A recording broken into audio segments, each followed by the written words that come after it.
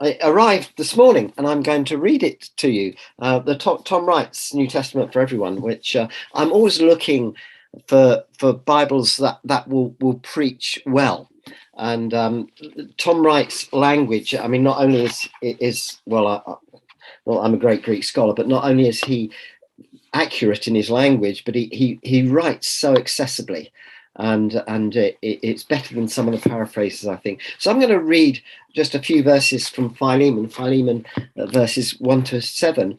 And when I look at Philemon, one of the things it speaks to me, as I read it, I haven't read it for ages, and I read it a couple of weeks ago, and it just struck me just how it's loaded with kingdom values and things that are so applicable to us today. So here we are, Philemon 1 to 7. Paul, a prisoner of King Jesus, and Timothy, our brother, to our beloved Philemon, our colleague and partner, to Aphia, our sister, and Archippus, our comrade in arms, and to God's people who meet in their house. May grace and peace be upon you from God our Father and Jesus the Lord, and King Jesus the Lord. I love it. Now listen to these words. Just imagine if you'd received a letter like this. I always thank my God when your name comes up in my prayers, because I've heard of your love and faithful loyalty towards the Lord Jesus and to all of God's people.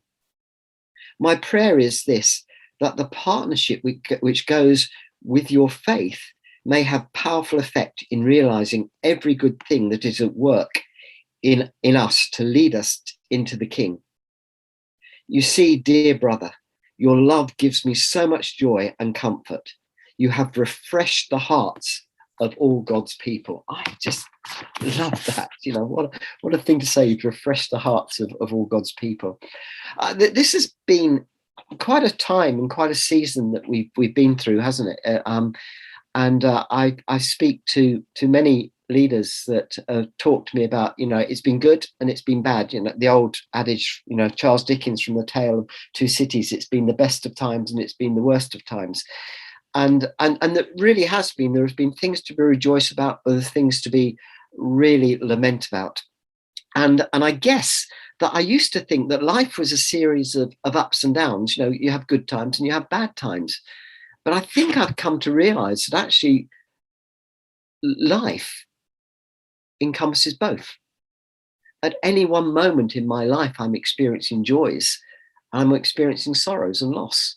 And it seems to me, rather than being ups and downs, it's a parallel track that we're on, and I understand that. And when we look into Philemon, we see, I think, many of the values of the network, which actually, for me, don't just help us through times such as we're going through now. I'm tempted to say gone through, but I think we're still going through, and will be for some time, the effects and reaping the effects of this pandemic that we've been going through. But values that actually have helped me through life, and that you guys have actually helped me, and helped me not just through life, but I wouldn't be the leader I am today, or the person I am today, without many of you and your influences. So let's just look at these few verses and pick out a few values that really strike me. Firstly, and I'm going to alliterate a little bit, so forgive me for that. I did pastor a Baptist church for a while, so that's what I'm claiming. Firstly, prayer, and Paul's prayer of thankfulness, because you've heard of the love and faithfulness, or love and faithfulness, it says in the NIV, of Philemon. And that in itself is an amazing challenge to me. Do I thank God? I was just doing a quick sort of audit of my prayer life over the last week. And there's been more groans, more grumbles, more petitions, more crying out to God than thanking him. And do I thank God? Do I thank God for the people and the churches? Do I spend so much time in maybe in dealing with problems that I can't always recognize the blessings that I've experienced? Too much of my time in prayer has been about difficulties, and I've failed to be thankful. And I just was thinking of a few things that I'm thankful for, particularly about this network. I was at North Berwick on Sunday. It was their 30th anniversary of the day that the church was planted. Bill and Sal Nisbet planted North Berwick Christian Fellowship 30 years ago.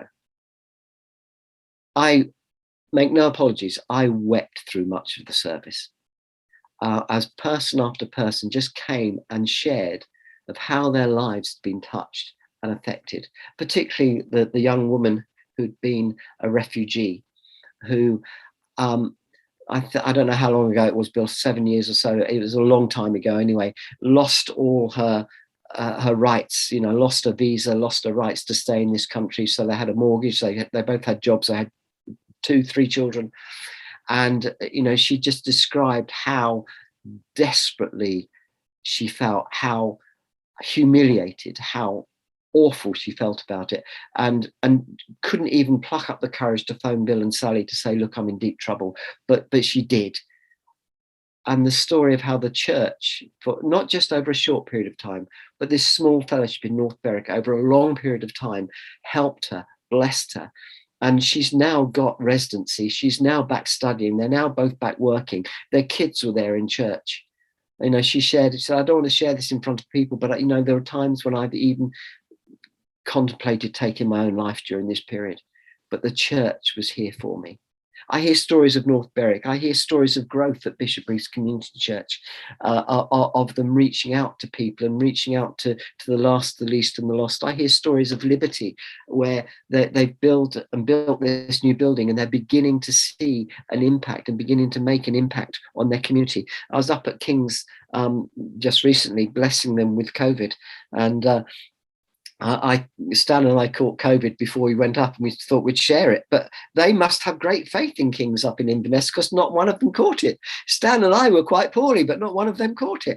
But I was just so blessed to be amongst God's people with the same heart that we've got, wanting to impact the Highlands for Jesus and to see more of God's kingdom come here and now in the Highland areas.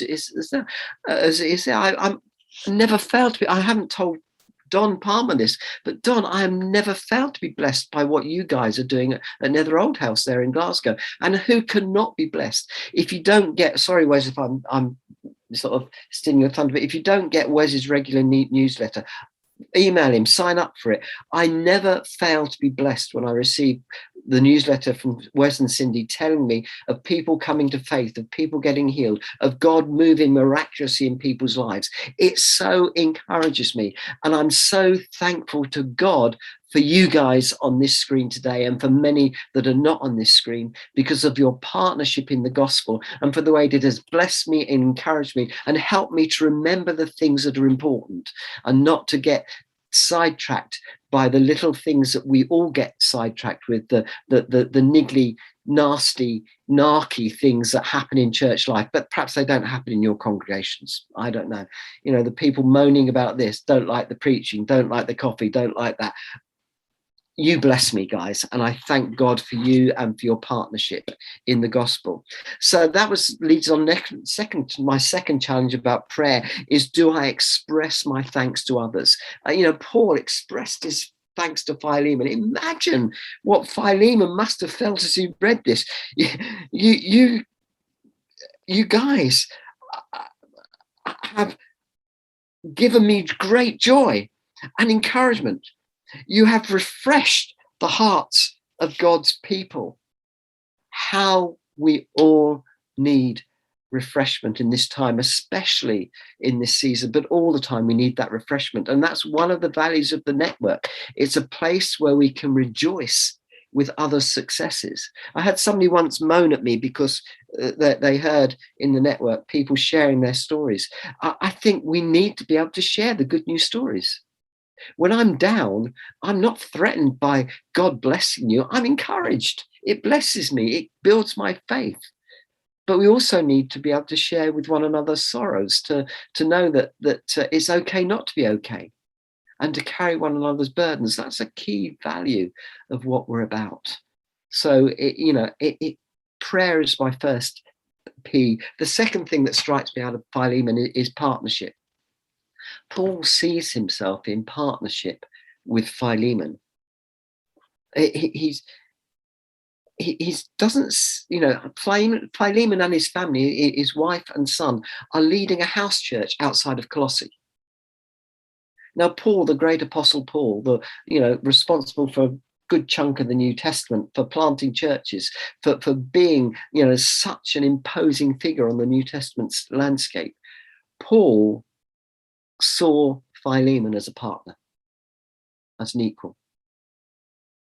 And that is such a value of the net. There's a mutuality here. Paul has given to Philemon. He may have even led him to the Lord. He's also received from him, because Philemon was a wealthy man. There's no hierarchy here. They're in this together. We are in this cause for the gospel together. It's not me in my small corner and you in yours. We're in it together. Paul wrote this letter from prison, probably from Rome, but may have been from Ephesus. But distance, even in those days when they didn't have the internet and didn't even really have snail mail, distance was no problem, because they were working and laboring together for the same cause with the same values. We must never, ever underestimate the value of being together with others in this cause for the gospel. It is so important. And the third thing that I just want to touch on is peace, or as Tom Wright puts it in his lovely little commentary about it, reconciliation. Some have suggested that Paul, in his flowery praise of Philemon, is simply softening him up, soft-soaping him, because he's about to ask something really hard of him, something at that time which would have been really countercultural, because Onesimus, a slave, had run away and had found faith. Somehow had come across Paul, found faith with Paul, and was being now extremely useful to Paul. And Paul was now sending Onesimus back to Philemon and pleading with him that he would accept him as a brother. And even the suggestion is even give him his freedom. Now, in that culture where slavery was so much part of the culture, and where runaway slaves, the most likely action to a runaway slave was to execute them, because you couldn't have, if you didn't set an example, you'd have slaves running away all over the place and causing absolute chaos to the economy. And here is Paul here being countercultural. Is he absolutely, albeit gently, undermining the slave culture of the time? You see, I don't think Paul is being manipulous or disingenuous. I really think he means what he says when he speaks blessing about Philemon. I really think that.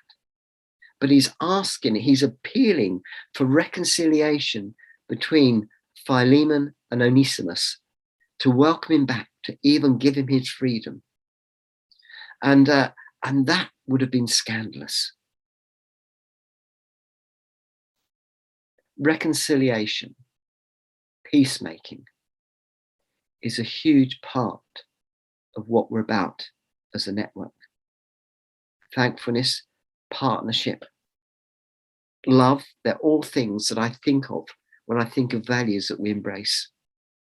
I think of the network, it's a very different spirit to, I think, what we find in the world in many places, but a very different spirit to, sadly, what we find in many church groups or groupings.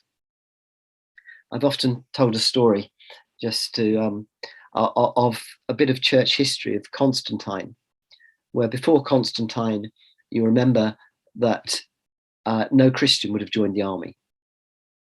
After Constantine, you couldn't be in the army unless you'd become a Christian. Constantine, for good or ill, entered the era of, brought in the era of Christendom. But after Constantine died, for a short while, there was a guy called Julian.